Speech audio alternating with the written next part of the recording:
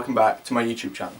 So this week I'll be giving a short introduction into how I got into cycling and bring you guys up to date. I was born in London and lived there for the first 6 years of my life, and then me and my family we relocated down to Devon, where I went to the Steiner School, which is an alternative hippie kind of school, but I really enjoyed it and I think it got the best out of me. I first got into cycling when we had a cycling trip in year 10, and just a bit before that I wanted to get myself a road bike and get kitted out and ready to go. I got myself a Carrera Zelos, the limited edition Tour de France one. Just an alloy frame, super cheap, but it did the job. It got me out and I could go wherever I wanted to go.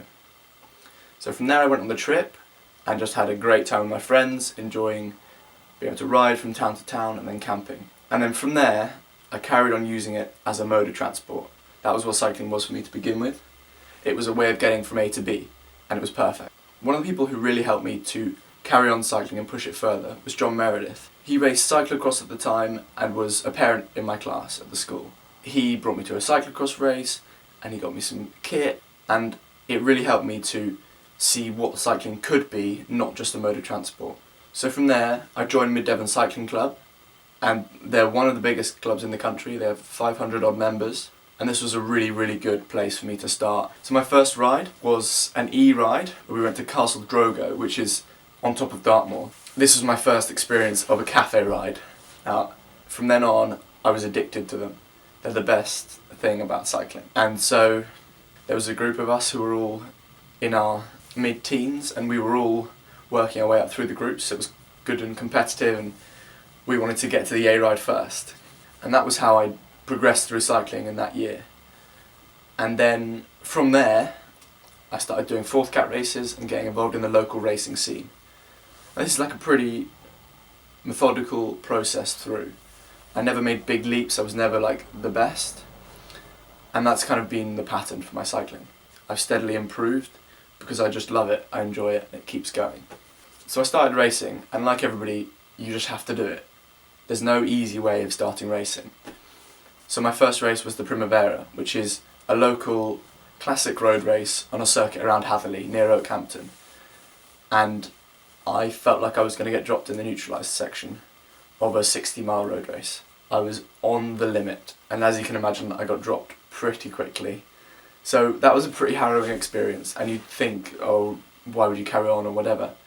But it just made me want to be able to compete and race at that level. And so that was how I continued. And from there I got a coach, and then things carried on to progress. The highlight of my time in Mid Devon was definitely going to race across Inver in France, where they paid for us to go out there and race in a French race. This opened my eyes to the possibility of racing abroad and having something else that isn't just local racing. And we got to stay with French families and race on French roads, and it was a really fun experience. The season after, I got more and more serious about cycling and was racing more and more regularly. And then this year I also took a trip out to Belgium, which I really enjoyed. I loved being out there and just racing, training. At the end of the 2017 season, I didn't have a ride for the next year. I could have carried on riding with Devon, but I felt like I'd got stuck in my ways and wasn't progressing enough. And so I wanted something more, but I didn't really have the confidence to message teams and to try and get myself out there. I didn't feel like my results were good enough. Now perhaps I should have just done it, but it felt difficult to do at the time. And out of the blue, midway through the winter, I got a text from Peter Howarth saying, "Do you want a ride?" And I just jumped at the opportunity. I wanted to join a group of guys who would help to push my cycling and improve me as an athlete. My 2018 season was racing with Team Tour 2000 Calais, which is this team here, and I really enjoyed that year. Probably my best ride was at the Davistow Road Race, which was only a 2:34 local road race, but I managed to solo away on my own and win by almost a minute. It showed me that I could do it and I could race. That's really carried me through this year, and I've gone to some of the National A races and they've been great experiences. Admittedly, I haven't actually been able to really compete at that level yet, so that's what this winter is about. It's about getting that progression so that I'm competing at a really high level, so I can be best prepared for what I want to achieve. And at the end of the 2018 season, after having an awesome year with a great group of guys and a really well supported team, I didn't see any reason to leave.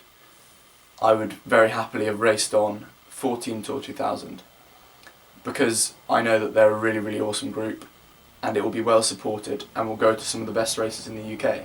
But I've always had a desire to race abroad and have never quite known how that opportunity will arise. So an incredible opportunity came up. I got a message from a previous coach of mine called Mark Dolan of Epic Coaching, and he messaged me saying a rider of his is out there this year and he's got a new ride for a different team next year and wants another English person to go over with him. It's an incredible opportunity, and that's how it came about. It's those little opportunities that jump up and you just have to grab them, and this was one of those.